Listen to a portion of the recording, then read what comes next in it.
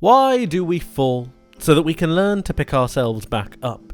If you know what movie that's from, then kudos to you, but I think it's something that can really be applied to Arsenal in their given situation. They need to reflect and they need to look back after their utter capitulation, and they need to find out how they can go forwards, what they need to change to achieve immortality. And today, we discuss what that could be. Please like the video and subscribe, it really would mean a lot to me. But now, what's next for Arsenal? To be able to go forwards, I think it's important to find out where it went wrong, and in that, I think I've found the problem. They only managed one win in April, and that was against a Leeds United side that seemingly is headed for relegation. A 2-2 draw with Liverpool began the almost rut that started to end Arsenal's title chances. 2-2 draw with West Ham and a 3-3 draw with relegated Southampton is just nowhere near good enough for potential champions. And then finally, the nail in the coffin came against Man City, where they were firmly outfought, outthought and outclassed. They finally got back on their bike in May, but at that point, I think it was too late. It culminated in this, Arsenal being 5 points clear ahead of Manchester City after 27 games played. Both teams have played the same amount of matches. Fast forward less than 10 games and Manchester City are ahead of Arsenal by 4 points, with Arsenal having played a game more. That's a 9-point swing, and Man City still have to play their game in hand. I just feel like the mentality wasn't quite right in the squad, and that's sometimes the price that you pay for investing so much in youth. Well, Bukayo Saka, Martinelli, and some of the other Arsenal players are so very young, and sometimes that exuberance and that electric nature of youth is so good. It also breeds inconsistency, and unfortunately for Arsenal, the inconsistencies came at just the wrong time. That's not to take anything away from what these Arsenal youngsters have achieved this season. Bukayo Saka, Gabriel Martinelli, Martin Odegaard have all been fantastic, and Eddie Nketiah has come up with some seriously clutch goals when Arsenal really needed him. But it is further emphasis and it is further proof that to take on the juggernaut that is Manchester City. So this Arsenal squad will need a couple of tweaks. If we have a look at Arsenal's team, I don't think they are anywhere near the finished article, and that's okay. That's alright, that's perfectly fine, because it means they can improve. They need to get some reinforcements in, they need to get some changes into this team. What I've done is had a look at some of the major positions that Arsenal have, and then found out where they could seriously both improve but also bolster the squad.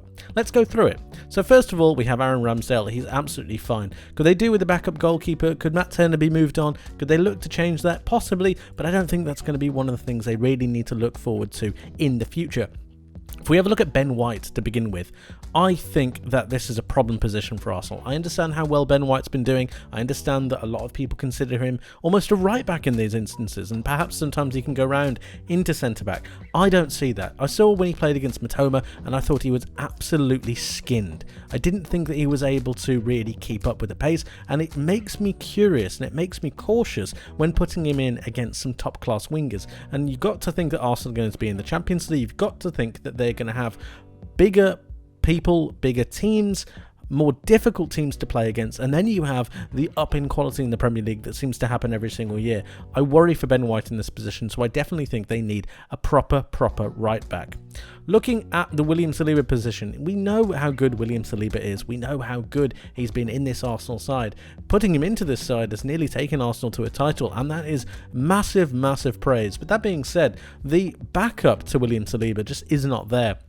For me, Rob Holding is not the guy, and if I was Arsenal, I would be looking to move him on this summer. I think they need a much better backup, a much better alternative to William Saliba if he ever gets injured again, because that seriously seems to have derailed their season. They've conceded a third of the goals that they did in the entirety of the season during the time that William Saliba has been out, and that is just horrendous. Gabriel is absolutely fine. Zinchenko, I don't understand why so many people have an issue with Zinchenko since he's been out of the team. For me, he's been by far one of their best players, and they would be nowhere near challenging for the Premier League title without him into the side, without him coming into this midfield and helping Thomas Partey dominate this middle portion of the pitch. For me, he is an absolute must. You need to keep him and he can't be replaced. Thomas Partey, however, is one of the very interesting people in this. I think you could do two things with him. I think you could both get a replacement for him, someone instead of Thomas Partey to bring in, perhaps a Declan Rice, perhaps a Moises Caicedo, to move in, or perhaps you could have them sit next to Thomas Partey, allowing him to really anchor and allow them to go forwards. There are numerous amounts of possibilities that you can have with this. Or you could just get a backup for Thomas Partey, someone to replace Jorginho almost. I like Jorginho's experience and I like his ability on the ball, but his physicality just is not there. Perhaps a youngster with some real physical prowess that might be able to help them go forwards. I'm not so sure, but Thomas Partey's position needs to be under question, and also his form is needing to be looked at because it just hasn't been good enough of late. And when the likes of Bukayo Saka, when the likes of Martinelli, when the likes of Jesus have dropped off, even Odegaard, Partey needs to be stepping up. He's 30 years old now. We forget this. He's 30 years old. He's almost in his prime, or if not, he is in his prime. And perhaps Arsenal might be looking at this and thinking that they might be able to get some money for him, especially considering that he's slowly starting to become the wrong side of 30. And when that happens, his price will decrease and devalue. We have a look at Granit Xhaka as well, and we can see that, yes, there are some ties to Bayer Leverkusen. I would absolutely take that deal.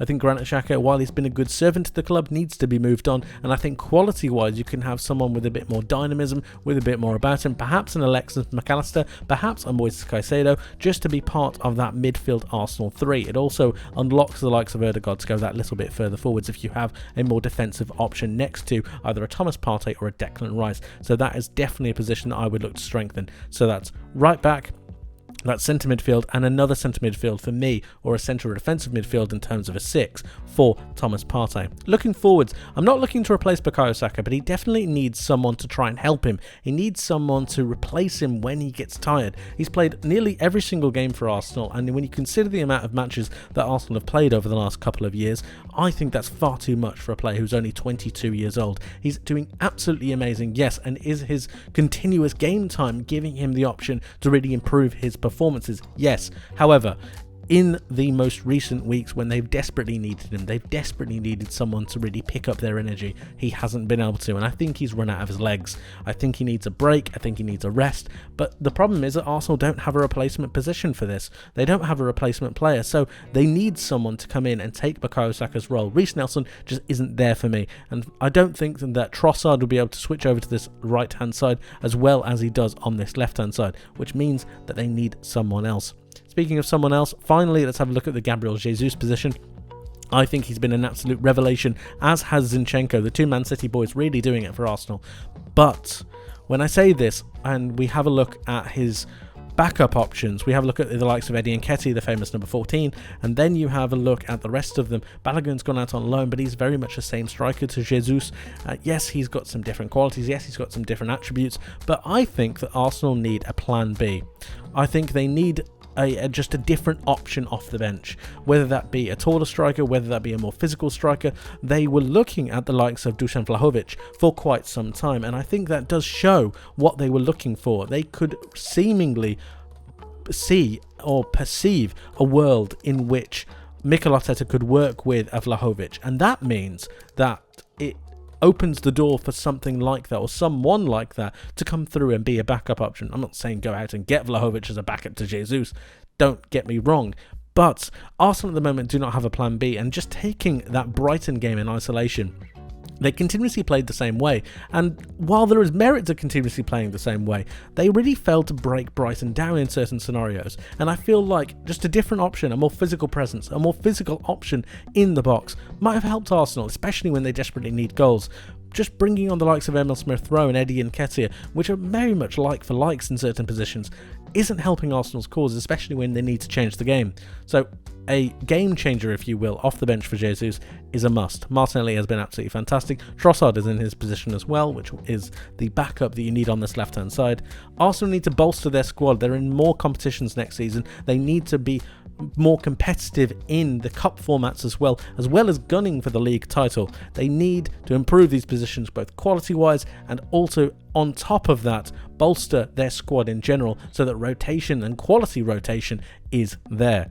If they do this, I can see them definitely pushing on for next season. They have the capabilities, they just need the squad members, and they will go once more. And perhaps clinch that title. I refer you back to my previous quote at the start of the video. Arsenal have fallen, yes, but they've also learned how to pick themselves up against a juggernaut that is like Manchester City. They've also learned where the weaknesses and strengths are in their side, and if they bolster their team in the summer based on that information, they'll surely improve. And for all the Arsenal fans criticising their team at the moment, think about all the moments that they gave you. Think about all the highs that they gave you. Think about all the comebacks they had to make your dream a possibility. Yes, they didn't make it, but really football is about moments, and if you take away those moments, what have you got? Points. Points on a scoreboard. Without the emotion in football, football is nothing. So really, this Arsenal side have delivered. And it only takes a couple of tweaks, only takes a couple of moments to really change what could happen next season. And that is the information that this Arsenal side need to get and need to take into the next campaign. If you think that Mikel Arteta took them from not finishing 4th to expecting to win the title, think about what he could do with this squad in the next year. Take all of that information, put it all together, and you've got to think that next season Arsenal will be back, and they will be better. Thank you ever so much for watching, guys. I hope you enjoyed. If you did, please leave the video with a like and subscribe if you haven't for more content like this coming very soon. Make sure you let me know your thoughts in the comment section below as well. I would love to hear from you, so please do get in touch. Let me know your thoughts about Arsenal, how you think they've done this season, and how you think they will do next season. Let me know your thoughts, so please get in touch. And that's it for me for today. Thank you ever so much for watching. I hope you have a wonderful rest of your day. I hope you have a wonderful rest of your week. And I hope to see you in the next one. But until then, my friends, take care of yourselves and bye-bye.